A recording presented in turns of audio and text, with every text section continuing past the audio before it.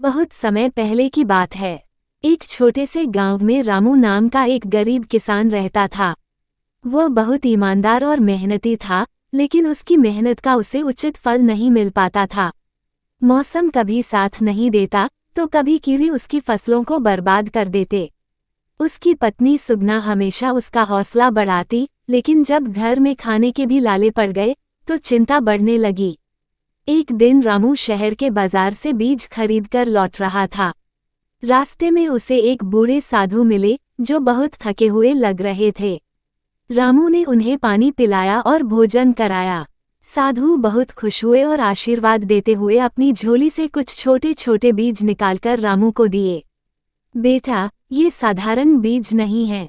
इन्हें अपने खेत में लगाओ और देखो प्रकृति तुम्हें क्या उपहार देती है। रामू को विश्वास तो नहीं हुआ, लेकिन वह बीज लेकर घर आ गया। पहला चमत्कार, जादुई पालक का जन्म। अगले ही दिन रामू ने वे बीज अपने छोटे से खेत में बो दिए। वो उम्मीद नहीं कर रहा था कि इनसे कुछ खास उगेगा, लेकिन सिर्फ एक ही रात में उसकी आंखें फटी की फटी रह गईं। सुबह खेत में हरी भरी बेलें लहरा रही थीं, जिनके पत्ते चांदी की तरह चमक रहे थे। सुगंध इतनी मोहक थी कि दूर दूर तक फैल गई। गांव के लोग भी यह अद्भुत दृश्य देखने आ गए। रामू ने हिम्मत करके एक पत्ता तोड़ा और उसे चख लिया। जैसे ही उसने पालक खाया, उसके शरीर में गजब की ताकत आ गई। उसकी सारी थकान गायब हो गई और उसे महसूस हुआ कि वो बहुत हल्का और ऊर्जावान हो गया है। उसने सुगना को भी खाने को कहा और वह भी खुद को पहले से ज्यादा ताकतवर महसूस करने लगी। रामू को यकीन हो गया कि ये बीज साधारण नहीं थे। राजा की बीमारी और रामू की खोज। कुछ ही दिनों में इस जादुई पालक की खबर पूरे गांव में फैल गई। लोग रामू से यह पालक खरीदने आने लगे और कुछ ही दिनों में रामू की हालत पहले से काफी अच्छी हो गई। एक दिन राजा के कुछ सैनिक गांव में आए। उन्होंने बताया कि राजा एक अजीब बीमारी से पीड़ित है और वैद्य कोई इलाज नहीं खोज पाए हैं। जब उन्हें इस अनोखे पालक के बारे में पता चला तो वे रामू को महल ले गए। महल में पहुंचकर रामू ने राजा के लिए पालक का सूप बनवाया। राजा जैसे ही पहला चम्मच खाता है, उसके चेहरे की रंगत बदलने लगती है। कुछ ही घंटों में वह पूरी तरह ठीक हो जाता है। राजा बहुत खुश होता है और रामू को सोने चांदी से लाद देता है। साथ ही उसे महल में रहने का न्योता देता है। लालच का जन्म, मंत्री की साजिश। राजा के मंत्री को ये बात अच्छी नहीं लगी। वह सोचने लगा कि अगर उसके पास यह पालक हो तो वह खुद राजा बन सकता है। उसने योजना बनाई कि किसी भी तरह इस खेत पर कब्जा कर लिया जाए। रात के अंधेरे में उसने कुछ सैनिकों को भेजा ताकि वे रामू के खेत से यह जादुई पौधे चुरा लाएं। लेकिन जैसे ही सैनिकों ने खेत में कदम रखा, पालक की बेलें हिलने लगीं। वे अचानक लंबे होकर सैनिकों को पकड़ने लगीं। सुबह जब गांव के लोग आए तो उन्होंने देखा कि सारे सैनिक खेत में बंधे हुए थे। रामू ने राजा को खबर दी और राजा ने मंत्री को कारागार में डाल दिया। नई परीक्षा, दूसरे राज्य का हमला। कुछ ही समय बाद पड़ोसी राज्य के राजा को इस पालक की शक्ति के बारे में पता चला। उसने इसे हासिल करने के लिए अपने सैनिकों को भेजा। रामू के गांव पर हमला हो गया। गांव वालों ने मिलकर अपनी रक्षा करने की कोशिश की, लेकिन वे संख्या में कम थे। तभी रामू को एक विचार आया। उसने गांव के लोगों को जादुई पालक खिलाया। जो भी पालक खाता, उसकी शक्ति कई गुना बढ़ जाती। गांव वालों ने दुश्मनों को पीछे धकेल दिया और अंत में उन्हें हार माननी पड़ी। राजा ने रामू को सम्मानित किया और घोषणा की कि यह पालक अब पूरे राज्य में उगाया जाएगा, ताकि कोई भूखा न रहे और सभी मजबूत बने रहें। रामू की आखिरी यात्रा और एक नई शुरुआत। रामू को बूढ़े साधु की याद आई जिसने उसे ये बीज दिए थे। वो उन्हें ढूंढने निकला और आखिरकार जंगल में उसे साधु मिल गए। साधु मुस्कुराए और बोले, तुमने मेरी दी हुई चीज का सही उपयोग किया बेटा। अब ये तुम्हारी जिम्मेदारी है कि इसे पूरे देश में फैलाओ। रामू ने साधु को प्रणाम किया और पूरे राज्य में इन बीजों को बांटना शुरू कर दिया। कुछ ही वर्षों में उसका राज्य सबसे समृद्ध बन गया और कोई भी भूखा नहीं सोता। गांव हरिपुर में रामू नाम का एक गरीब किसान रहता था। उसके पास थोड़ी सी जमीन थी जो साल में मुश्किल से 2 बार ही फसल देती।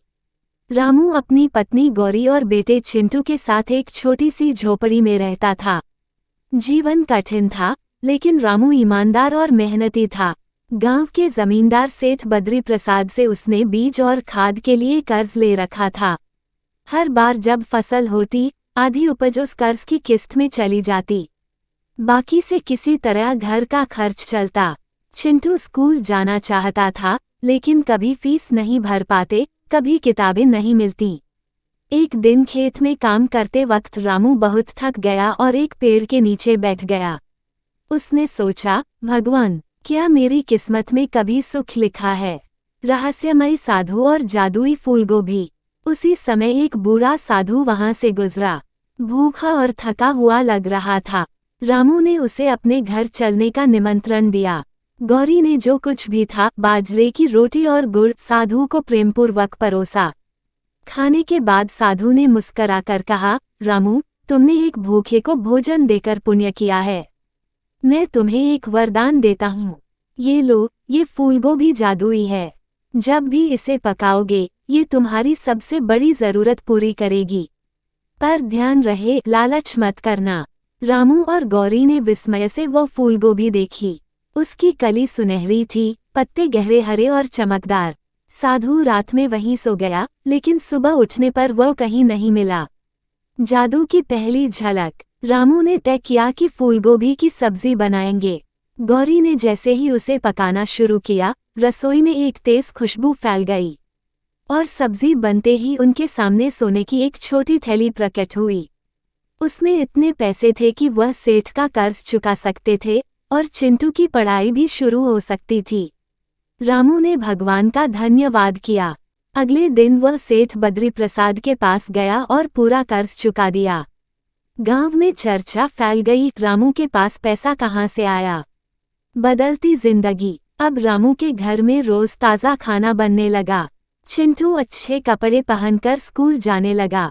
गौरी को भी कुछ नया सिलाया पहनने को मिला। रामू अब खेत में ज्यादा मेहनत से काम करता, लेकिन अब उसका चेहरा थका हुआ नहीं, आत्मविश्वासी लगता। हर हफ्ते गौरी एक बार फूलगोभी पकाती और हर बार परिवार की कोई जरूरी चीज मिल जाती। नई किताबें, बैल के लिए नया हल या चिंटू के लिए स्कूल बैग। गांव वालों की ईर्ष्या। गांव वालों को रामू की तरक्की हजम नहीं हो रही थी। सेठ बद्री प्रसाद को शक हुआ। उसने अपने नौकर से रामू के घर की टोह लेने को कहा।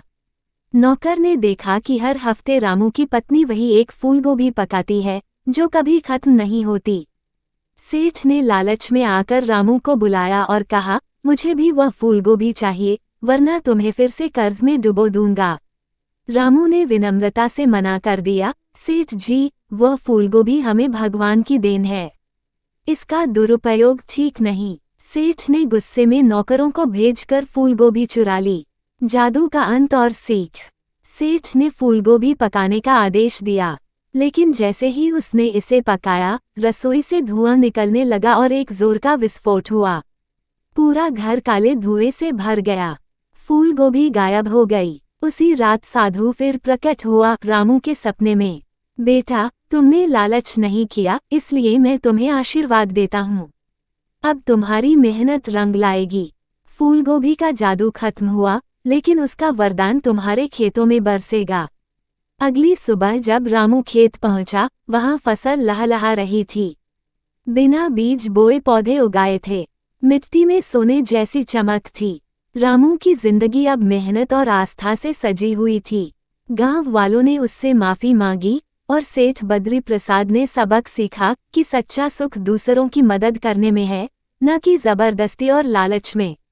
रामू का नाम अब हरिपुर के बच्चों की किताबों में दर्ज हो गया। गरीब जिसने एक जादुई फूलगोभी से अपना भाग्य बदला, लेकिन उससे बड़ी बात, कभी लालच नहीं किया।